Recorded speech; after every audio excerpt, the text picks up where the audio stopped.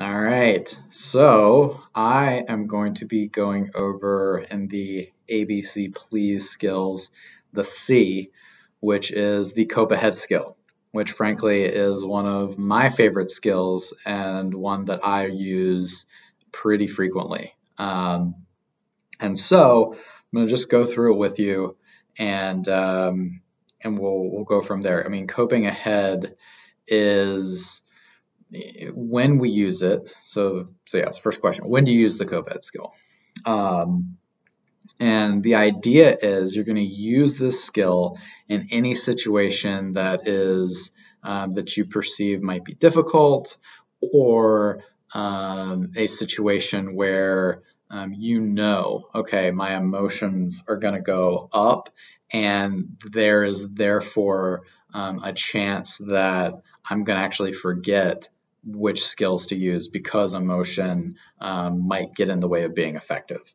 And so the cope ahead skill is actually a nice way, and when we go through it, you will notice multiple other skills that we have used, not just in the emotion regulation module, but just across the board.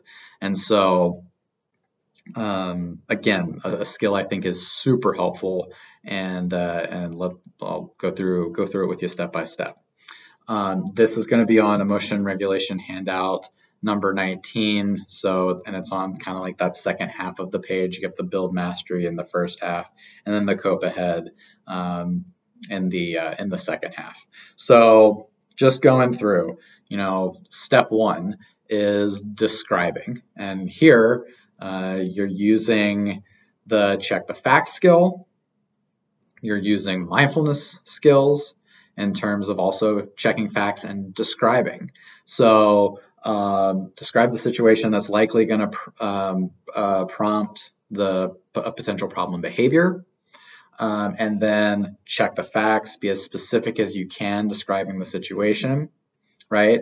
And name the emotion. And so now also we're using the skills earlier in this module for being able to identify the different types of emotions, and also you're going to be using mindfulness skills as well here, because you want to identify, okay, what emotion am I likely going to be experiencing that may get in the way, right? So that's step one.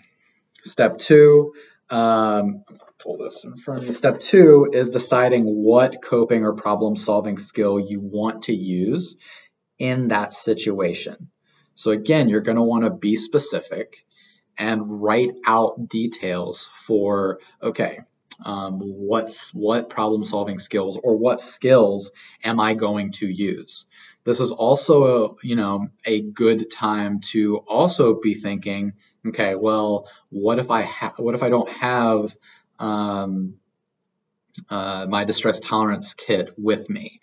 What else might I do? So it's also problem solving and thinking about it in terms of, okay, well, if I don't have this, maybe I can use that, and going from there. So this is really kind of developing a plan for which skills that you're planning on using.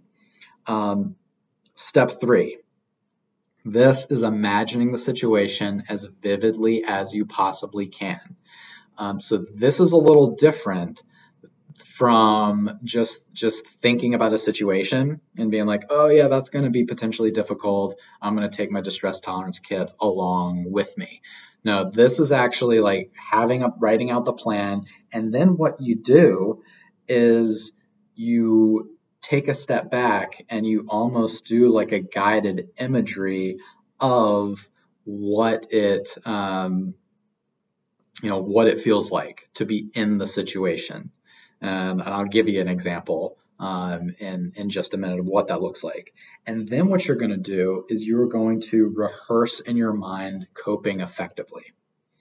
So you are going to imagine yourself in the situation, and you're going to play out. You can do this multiple different times, and you can have it play out to where things go where you might not need to use skills. It might not be as, say, anxiety provoking as you might anticipate. Alternatively, you could go the route of, okay, it's actually very anxiety provoking, and skills get blocked, and you can imagine what you do then. And so you're going to imagine kind of the different iterations of what could happen. And you imagine yourself not only coping with difficult situations, but also coping well. And then, this is the last part is important and really speaks to what this exercise is, which is it's hard work and it's tough. Step 5 is practice relaxation after rehearsing. If you utilize this skill effectively, it would not be a surprise if you notice a physiological response. Because that's what really, if you take a step back and imagine yourself in that situation, it's going to have that impact. And so I want to read an example from the text here, and then I'll give a personal example as well. But also, I think thinking about why is Cope Ahead also used, and an example that I love is that it is, just like with a lot of these skills, it's backed scientifically. And this one in particular, this kind of imagining, utilizing skills effectively, has some really interesting science behind it. So, and one study that actually comes to mind is they had, it was, I believe, a women's tennis team, and volunteer for a study. And one group was, they learned a new serve technique, and then they went about their week and didn't do anything else. The other group learned the same technique, and then they were instructed to imagine utilizing the new technique and serving effectively. Week goes by, or whatever the time frame is, and the two groups come back. And the group that just learned it that first time, but then didn't do anything else over that next week, did not perform as well as the group who, for that week-long duration, actually imagined utilizing the new technique and utilizing it effectively. And that's actually because when you are using a skill, whether you are actually doing it or you're thinking about doing it, that's strengthening these connections in our brains. And so I think it's really important to not discount that, hey, planning and coping and imagining using skills effectively is practice. So here's an example of one from the book, right? So Joe is getting ready to sing solo for the first time at a recital given at his university. He's had a cold, and he's afraid he might lose his voice a minute or two into his performance. To cope ahead, he imagines first singing with no issues. This is helpful, but he's still anxious. Then he practices in his mind walking out onto the stage with a glass of water, bending over, putting the water down on the ground before he starts, and he imagines singing, having his voice go out suddenly, and then bending over, taking a sip of his water, and then continuing to sing when he's ready. And in this real life example, Joe's anxiety went all the way down, and he sang his solo without incident. So this gives that example of, okay, coping ahead where it goes totally fine. And alternatively, coping ahead in a situation where it's actually really difficult. And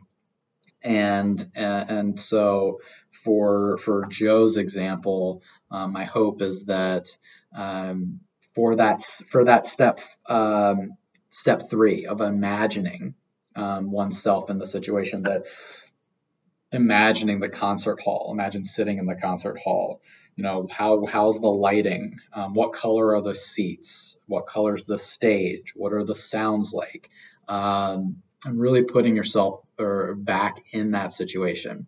So for example, for me at Cope Ahead, for my dislike for flying, right?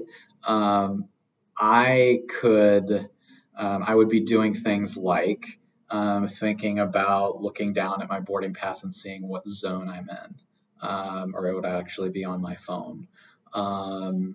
And then thinking about my zone being called and getting in the line and knowing which line I typically tend to get into. Thinking about and the sounds and the pictures you see on the walls as you go through like the whatever that tunnel thing is before you go onto the plane. What people typically say to you, whether like welcome aboard or how are you, or and for a brief moment I look over and see the cockpit with the pilots doing the different things, and I take the turn to the right, and they're preparing drinks and food, snacks, and that type of thing. I'm walking through first class first. The seats are blue. I hear the dinging, and so it's like it's to that effect, right? Being as specific as you possibly can. And then whatever you would go from there. So again, this skill I think is incredibly useful, and hope that you all have the opportunity to practice it. Again, like with any of these skills to practice, lower level intensity items first. So for someone like myself, I actually probably would not be choosing the plane example as something if I'm just learning how to do Cope Ahead, because for me, that's like an 80 for me. So I would probably want to start back at something that's going to put me in the 10 to 30 range and go from there. So at any rate, look forward to seeing folks this week.